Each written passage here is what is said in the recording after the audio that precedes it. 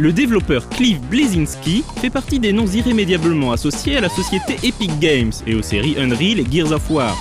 Mais avant ces hits du jeu d'action 3D, celui que l'on connaît aussi sous le surnom Cliffy B fut à l'origine d'un héros de plateforme très apprécié des connaisseurs, Jazz Jackrabbit.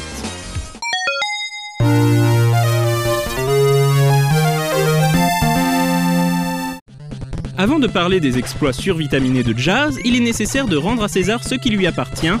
Jazz ne fut pas le premier lapin vert à devenir héros de jeux vidéo pour défendre l'univers. Cet honneur revient en effet à Bucky O'Hare, personnage de comics créé par Larry Hama et Michael Golden, et peut-être plus connu chez nous pour la série télévisée qui en fut adaptée. Pour coïncider avec la diffusion de cette série, Konami réalise sur NES un jeu Bucky O'Hare très réussi.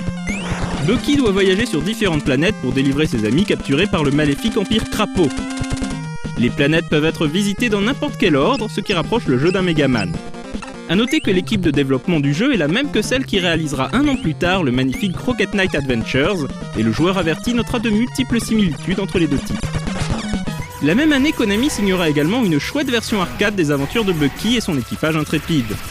Sorti alors que la deuxième saison du dessin animé venait d'être annulée, ce beat'em all très coloré offrait une conclusion à la saga du lapin vert puisque le joueur pouvait en finir définitivement avec l'Empire Crapaud.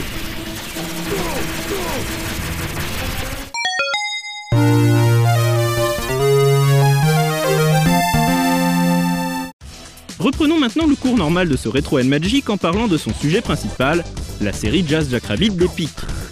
Jazz apparaît pour la première fois en 1994 pour une première aventure qui lorgne de manière évidente du côté de Sonic the Hedgehog.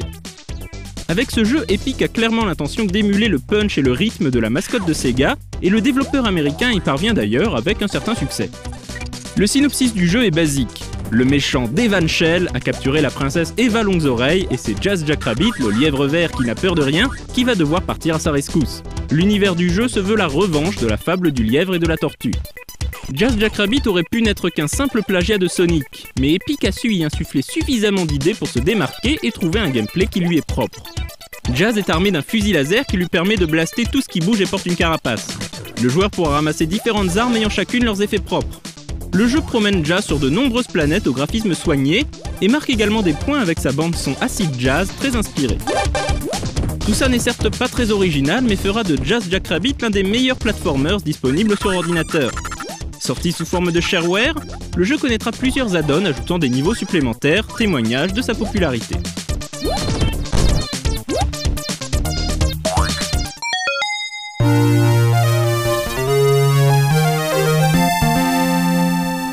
Quatre ans après ses premières aventures, Jazz est de retour dans une suite qui se trouve une identité beaucoup plus personnelle. Le jeu commence alors que Jazz est sur le point d'épouser la princesse Eva. Mais voilà que Devan Shell revient pour semer la zizanie sur la planète Carotus en volant la bague de mariage de Jazz. Devan a besoin du diamant de la bague pour activer sa machine temporelle qui lui permettra de changer le cours de l'histoire et d'assurer la domination des tortues sur la galaxie. Jazz va donc devoir poursuivre son ennemi juré à travers le temps pour retrouver la bague et mettre un terme à ses plans maléfiques. Ce qui frappe en premier lieu dans Jazz 2, c'est le changement d'échelle du jeu. La résolution est nettement plus élevée, les sprites sont plus petits et les niveaux deviennent de véritables petits labyrinthes. Jazz peut toujours foncer à toute vitesse dans les niveaux, mais le joueur devra également utiliser sa matière grise pour franchir un level design parfois retors.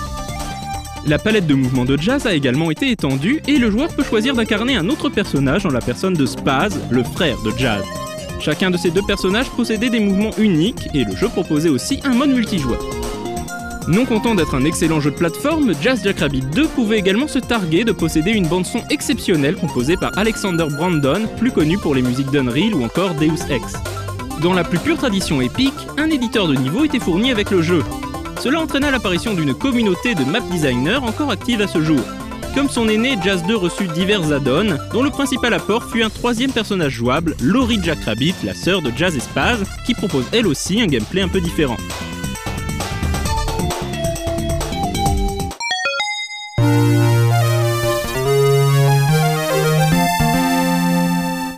Epic n'avait pas prévu d'attendre encore 4 ans avant de donner une suite aux aventures de Jazz, Spaz et Laurie. En 1999, le studio lance le développement de Jazz Jackrabbit 3D, un troisième épisode qui, comme son nom l'indique, aurait transporté Jazz dans la troisième dimension à l'aide du moteur d'Unreal. Ce troisième épisode aurait également marqué les débuts de Jazz sur console. On aurait suivi les aventures de Jazz transportées dans une réalité alternative où Devan Shell règne en maître. Jazz aurait dû sauver ses enfants et rétablir le bon continuum espace-temps. On sait également que Spaz et Laurie auraient été des personnages jouables. Malheureusement, le jeu ne dépassa pas le stade de la démo technique, faute d'avoir suscité l'intérêt des éditeurs. Epic décidera d'annuler le projet en 2000. Alexander Brandon avait déjà composé la musique pour le jeu et l'a mis à disposition des fans sur internet.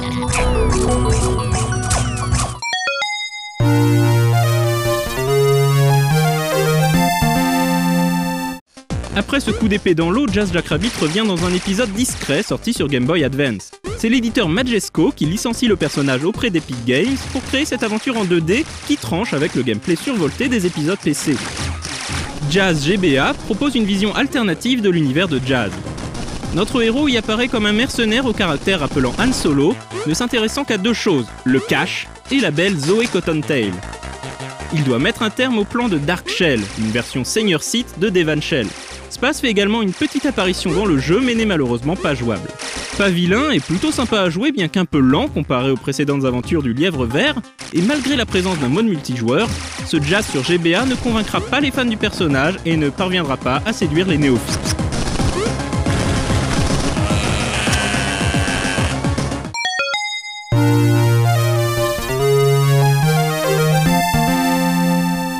Jazz Jackrabbit est resté en sommeil depuis les échecs consécutifs de ses versions 3D et GBA. Cliff Bleszinski a plusieurs fois exprimé sa volonté de ressusciter le personnage un jour prochain. Malgré l'évocation d'une éventuelle version WiiWare, il semble bien que pour l'instant, Jazz Jackrabbit, il broute, il se repose, il s'amuse à toute autre chose.